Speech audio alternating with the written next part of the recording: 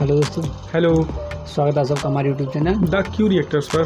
तो आज हम एक देश के बारे में देखने जा रहे हैं और ये देश ज़्यादातर ये ऐसे टाइप की चीज़ों को लेके सुर्खियों में रहता है, क्योंकि हमें लगता है कुछ ज़्यादा ना बकवास करते हो, सीधा देखते हैं वीडियो। So let's watch. नमस्कार दोस्तों, क्या आप इमेजिन कर सकते हो नॉर्थ कोरिया में अब हंसने पर भी बैन लग गया है। मतलब सोचकर यकीन नहीं होता कि दुनिया में आज के दौर में भी कुछ ऐसे देश हैं अब जहां पर लोगों को हंसने तक की भी आजादी नहीं। असल में बात क्या है, इनके जो डिक्टेटर हैं किम जोंग उन, उनके पिता की ये 10th डेथ एनिवर्सरी है, तो अगले 11 दिन तक वो इसका गम मना रहे हैं, मॉर्निंग कर रहे हैं, और इसीलिए अब पूरे देश में किसी भी नागरिक को हंसना तक भी अलाउड नहीं है। एक्चुअली में दोस्तों, नॉर्थ कोरिया में जो डिक्टेटरशिप है ना, वो एक डायनेस्टी की डिक्टेटरशिप है, यानी परिवार के अंदर एक डिक्टेटरशिप चलने लग रही है कि परिवार के लोग ही यहां पर अगले डिक्टेटर बनते हैं। ये चाइना जैसी कंट्रीज से काफी अलग है। चाइना में एक पार्टी की डिक्टेटरशिप चलने लग रही है। अब उस पार्टी का मेंबर कोई भी बन सकता है और थियोरेटिकली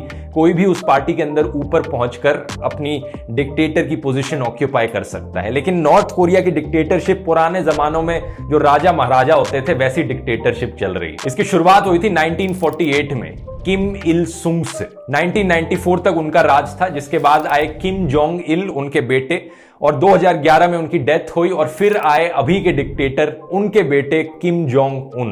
तीनों का नाम यहां पर किम है, इस चीज में आप कंफ्यूज ना हो जाओ, इसलिए इसे सिंप्लीफाई रखने के लिए मैं इन्हें बेटा किम, पापा किम और दादा किम कहकर एड्रेस करूंगा। तो 2011 की बात है कि पापा किम की अनफॉर्चुनेटली एक हार्ट अटैक से मृत्यु हो जाती है।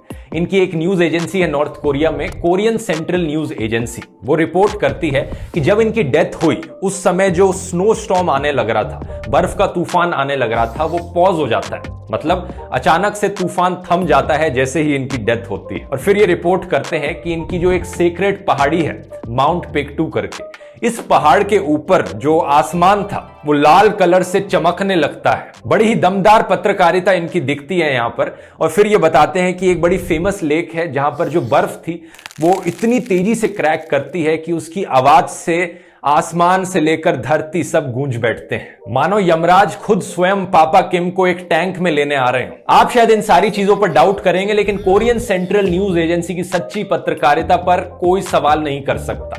नॉर्थ कोरिया में बच्चा बच्चा जानता है, क्योंकि जो सवाल करता है वो सीधा फिर पापा किम से मिलने ऊपर ही जाता है। एनीवेज, ये इनकी 10वीं डेथ एनिवर्सरी है और हर साल इनकी डेथ एनिवर्सरी पर 10 दिन का गम मनाया जाता है। लेकिन क्योंकि ये 10वीं डेथ एनिवर्सरी है तो इस साल 11 दिन तक गम मनाया जाएगा। रेडियो फ्री एशिया ने एक नॉर्थ कोरियन से पूछा कि एग्जैक्टली क्या रूल्स हैं इसको लेकर, तो उन्होंने बताया कि हंसना तो मना है ही इन 11 दिन के लिए, लेकिन इसके अलावा शराब पीना भी मना है, किसी भी तरह की लेजर एक्टिविटी करना मना है, यानी जिससे आपको खुशी मिलती हो, ये सारी एक्टिविटीज बैन है इस पीरियड के लिए। अगर आपका बर्थडे इन 11 दिन में से किसी एक दिन में आता है तो आप अपना बर्थडे भी नहीं सेलिब्रेट कर सकते, इस पर भी बैन लगा हुआ है। ये मजाक में नहीं कह रहा हूं मैं दोस्तों, ये एक्चुअली में रूल है। इसके अलावा अगर इन 11 दिन में आपके किसी फैमिली मेंबर की डेथ हो जाती है तो आपको जोर जोर से रोना भी अलाउड नहीं है, क्योंकि यहां पर पापा किम की डेथ एनिवर्सरी ज्यादा इंपॉर्टेंट है आपके किसी फैमिली मेंबर की डेथ से। और अगर आप जोर जोर से रोएंगे तो वो एक डिस्ट्रैक्शन है। बाकी लोगों को प्लीज इस गम को सही से मनाने दीजिए। आपको डेड बॉडी ले जाना भी बाद में ही अलाउड है इन 11 दिनों के बाद। और एक और चीज है, आपको ग्रोसरी शॉपिंग करना भी अलाउड नहीं है इस एग्जैक्ट दिन पर जिस दिन पापा किम की डेथ हुई थी, 17 दिसंबर को। मैं अपने मन से बनाकर ये नहीं बोल रहा हूं, एग्जैक्ट रूल्स यही डिफाइन किए गए हैं। और हैरान मत होइए यहां पर। आपको क्या लगता है, पापा किम की डेथ हुए 10 साल हो चुके हैं, उनकी डेथ एनिवर्सरी आपके ये प्याज टमाटर खरीदने से ज्यादा इंपॉर्टेंट है? थोड़ा देश की भी सोच लीजिए। एक दिन भूखे रहोगे तो मर तो नहीं जाओगे ना। यहां पर सीमा पर जवान खड़े होकर लड़ने लग रहे हैं और आप एक दिन भूखे नहीं रह सकते। थोड़ी देश की तो सोचो, थोड़े पापा किम की तो सोचो। एक चीज जरूर है यहां पर दोस्तों जिसे मैं बिल्कुल क्रिटिसाइज करना चाहूंगा, जो मुझे बिल्कुल पसंद नहीं आई, और वो ये है कि पापा किम के लिए यहां पर 10 दिन का और 11 दिन का गम मनाने के लिए समय रख दिया है, लेकिन जब दादा किम की डेथ एनिवर्सरी की बात आती है तो सिर्फ 1 हफ्ता। इमेजिन कर सकते हो, दादा किम के लिए सिर्फ 1 हफ्ते का मॉर्निंग पीरियड है और पापा किम के लिए यहां पर 10 दिन 11 दिन का मॉर्निंग पीरियड। इतनी नाइंसाफी कैसे कर सकते हैं बेटा किम? इनफैक्ट आप यकीन नहीं करोगे दोस्तों, बेटा किम ने पापा किम के नाम पर एक फ्लावर का नाम भी रख दिया। ये देख सकते हो यहां पर, इस फ्लावर का नाम है किम जोंगिलिया। लेकिन दादा किम के लिए ऐसी कोई भी चीज नहीं करी इन्होंने। क्यों इतनी नाइंसाफी करते हैं ये दादा किम के साथ? दादा किम ज्यादा बुजुर्ग हैं, उन्हें ज्यादा रिस्पेक्ट मिलनी चाहिए पापा किम से। एक चीज और है यहां पर दोस्तों जो बेटा किम को बिल्कुल पसंद नहीं आई, जो फैशन स्टाइल है बेटा किम का। बाकी लोग उसे कॉपी करने लग गए। जिस तरह का लेदर कोट पहनते हैं ना वो, जो देश में बाकी नागरिक थे उसी तरीके के लेदर कोट्स खरीदने लग गए। बेटा किम बड़ा इनसिक्योर फील करते हैं ऐसी चीजों को देख। इसलिए अब ये भी रूल बनाया गया है कि कोई भी सेम तरीके के कपड़े नहीं पहन सकता जिस तरीके के बेटा किम पहनते हैं। इसके लिए इन्होंने अब फैशन पुलिस भी रख दी है देश में, जो पेट्रोल करेगी सड़कों पर और देखेगी कि देश के नागरिक क्या इस तरीके के कपड़े पहनने लग रहे हैं, नहीं पहनने लग रहे हैं। अगर सेम कपड़े दिखे, कॉपी कैट कपड़े दिखे, तो उनके कपड़े वहीं छीन लिए जाएंगे। मतलब इतना तो एक्सपेक्ट किया ही जा सकता है देश के नागरिकों से, देश के लिए इतना तो कर ही सकते हैं। अच्छा, मजाक बहुत हो गया, अब सीरियसली बात करूं दोस्तों तो ये जितने भी रूल्स मैंने आपको बताए, ये कोई मैंने अपने मन से नहीं बनाए, ये एक्चुअली में एग्जिस्ट करते हैं। और आप जानकर हैरान हो जाओगे कि नॉर्थ कोरिया में कई ऐसे लोग हैं जो इन रूल्स को देखकर हैरान नहीं होते, जो इन रूल्स को ब्लाइंडली फॉलो करते हैं और जिन्हें लगता है कि ये रूल्स कोई अजीब चीज नहीं है, इतना तो हम कर ही सकते हैं। क्योंकि उन्हें इस हद तक ब्रेन वॉश कर दिया गया है कि वो अपने डिक्टेटर को एक सुप्रीम लीडर की तरह देखते हैं, एक भगवान की तरह देखते हैं। अगर आप इन लोगों की कहानियां सुनोगे, जो आम लोग नॉर्थ कोरिया में रहते थे और फिर ये देश छोड़कर भाग गए और इन्हें मौका मिल पाया अपनी कहानी बाकी दुनिया के सामने बताने का, ये बताते हैं कि कैसे ये इतने डर के अंदर रहते थे कि अगर इनके मन में कोई बुरा ख्याल भी आता था इनके डिक्टेटर को लेकर, तो उन्हें ये डर होता था कि डिक्टेटर को इसके बारे में पता लग जाएगा, तो हम बैड थॉट्स भी नहीं ला सकते अपने दिमाग में डिक्टेटर के बारे में। But like they brainwash us since our birth, and they tell us that Kims are gods. I really thought like Kim Jong-un can read my mind, and I thought like if I think about bad things, he's gonna kill me because he can read my thoughts. इन्हें लगता था इनके dictator दिमाग पढ़ सकते हैं लोगों का। इमेजिन करके देखो, अगर आप एक ऐसी इन्वायरमेंट में बड़े हुए हो जहां पर आपको सोचने तक की भी आजादी नहीं है। There is no word for love in North Korea. There is no word for liberty. There is no word for human rights. So if you don't know you have the rights to have a free hairstyle, if you have the rights to travel, how do you demand it? So simply just we don't know that human beings have rights and just what it means to be free. कहां से आपके दिमाग में कोई thought आ पाएगा कि आप सवाल भी कर सकते हो चीजों को, आप एक दूसरी तरीके से भी देख सकते हो चीजों को। आपको हमेशा बताया जाएगा कि हंसना कब है सरकार बताएगी, रोना कब है सरकार बताएगी, कब यहां पर चीयरिंग करनी है ये भी सरकार बताएगी।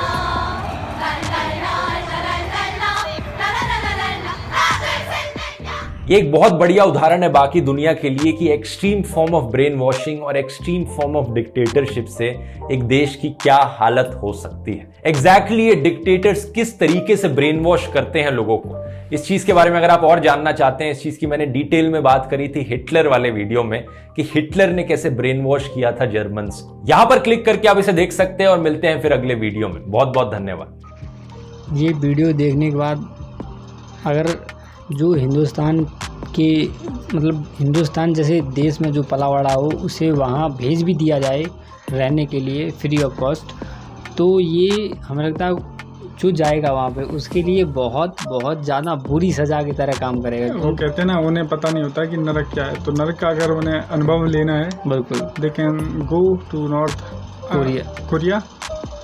तो वहाँ पे बताओ, जो इंसान यहाँ तो भारत तो एक ऐसा देश है यहाँ आप जो चाहे वो बक सकते हैं, किसी के भी अगेंस्ट, चाहे वो प्रधानमंत्री क्यों ना हो, प्रधानमंत्री प्रेसिडेंट क्या क्या बिल्कुल जो उनके मन में आता वही लोग बकने लगते हैं, बहुत से बेवकूफ़ लोग।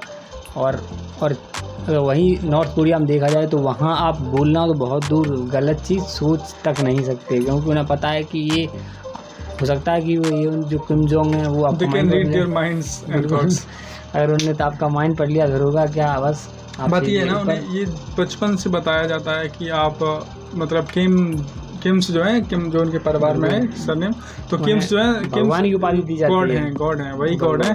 तो गॉड तो कुछ भी कर सकता है, वो सब जानता है, वो हर जगह है। तो वही उन्हें पता रही किम्स को सब चीज़ पता चल जाएगी, वो नहीं वहाँ पे प्यार नहीं कर सकते, हंस नहीं सकते, जब वो चाहे तब हंसो, जब वो चाहे तब वही तो वहाँ की जो अपनी डेड बॉडीज को ले नहीं जा सकते, बर्थडे मना नहीं सकते। वो जो गवर्नमेंट बताएगी वहाँ पे आपको क्या करना है, सोना है, कब सोना है, कब जगना है, और कब हंसना है, कब रोना है।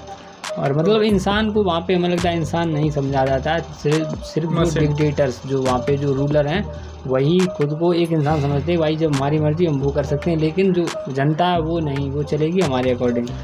वो नहीं, उनके जो पापा थे किम जोंग, उनके किम जोंग इल, उनके जहाँ पे फूल का नाम है किम जोंग इलिया, मतलब ये फूल का नामकरण कर दिया है बिल्कुल अपने बाप के नाम पे, और वही अपने दादाजी के नाम पे कुछ नहीं, क्योंकि एक जनरेशन जो घटती रहती है, एक बढ़ती रहती है, एक घटती रहती है। दादा दादा का मतलब पहले एक इंसान, फिर उनका बच्चा, तो फिर जो दूसरे नंबर का इंसान उसका तीसरा बच्चा, तो फिर जो तीसरा बच्चा होता है उसका तीसरे पर्सन से अट्रैक्शन कट ऑफ हो जाता है वो, जैसे कि नॉर्थ कोरिया जो है बाकी दुनिया से कट ऑफ है, बिल्कुल। वहाँ पे जबकि डेवलपमेंट बहुत कम है। जो देन है इस जो रूल करने की तरीके की, वो जबकि उन्हीं की है।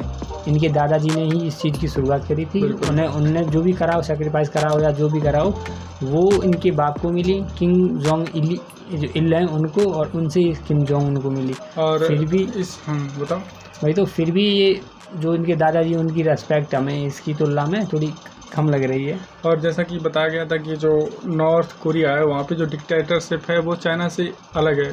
वो इसलिए क्योंकि जो चाइना में डिक्टेटरशिप है वो एक पार्टी की है, CPC यानी कम्युनिस्ट पार्टी ऑफ चाइना, और जो यहाँ पे नॉर्थ कोरिया में वो एक परिवार की है। बिल्कुल, तो ये परिवार और पार्टी का थोड़ा बहुत अंतर हो जाता है, मतलब चीन जैसे कि 19 है तो वो उससे आगे बढ़ के 20 हो गया। बिल्कुल, तो उसमें ये है, इनमें काफ़ी सिमिलरिटी है। रूल को लेके, पार्टी वार्टी को नहीं, रूल जैसा चेंज करता है। जैसे कि अभी आपने रिसेंटली वीडियो देखा हो, जो वो पैसे वाला था, लोग पैसे लेने के बैंक में, तो उन्हें समझाया, नहीं माने तो उन्हें सीधे टैंक उतार दिया। बताओ किसे पैसे चाहिए, ना रहेगा घर, ना रहेगा इंसान, ना चाहेगा वो दोबारा पैसे लेने। बिल्कुल बिल्कुल। तो वही है, तो चाइनीज़ पार्टी में कोई भी ऊपर तक पहुंच सकता है और वो डिक्टेटरशिप बन सकता है, और इनके परिवार में जो जन्म ले सकता है वो डिक्टेटरशिप उसका तो बनना श्योर। हाँ, तो ये चीज़ अंतर है। और वीडियो काफ़ी हमें डरावना लगा, क्योंकि और हमें एक बात ये समझ में आई, हमें लगता है कि जो जर्मन में तो ये हिटलरवाद का जो समापन हो गया, वहाँ तो इसका एंड हो गया, लेकिन यहाँ के लोग इस टाइम में भी इतने ज़्यादा ब्रेन वॉश्ड हैं कि इसका कुछ नहीं कर सकते हैं, इसके अगेंस्ट भी कुछ नहीं बोल सकते हैं। तो भविष्य में क्या करेंगे, कभी कुछ नहीं कर पाएंगे। लेकिन एक बात इसमें और याद है, अगर यहाँ पे भारत को लेकर अगर एक बात कहूँ, भारत जबकि हिंदुओं का देश है प्रॉपरली देखा जाए तो, गीता रामायण सारी चीज़ें यहाँ पे, तो ना ही यहाँ पे स्कूलों में गीता पढ़ाई जाती है, ना ही रामायण।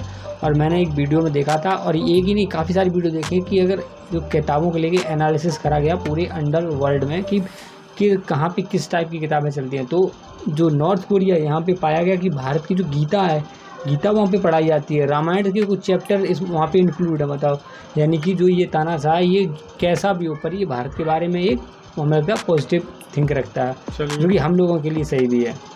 बिल्कुल। पर आप एक बार ज़रूर आप ये सोच के देखना, अगर ये सारी चीज़ें जो वहाँ पे जितनी रिस्ट्रिक्शन है, अगर वो आप पे लगाएं तो आप कैसा महसूस करेंगे? क्या आप ऐसा महसूस कर पाएंगे कि आप एक इंसान हैं? बिल्कुल। तो फाइनली अब मिलते हैं आपसे अगली वीडियो में, जब तक के लिए जय हिंद।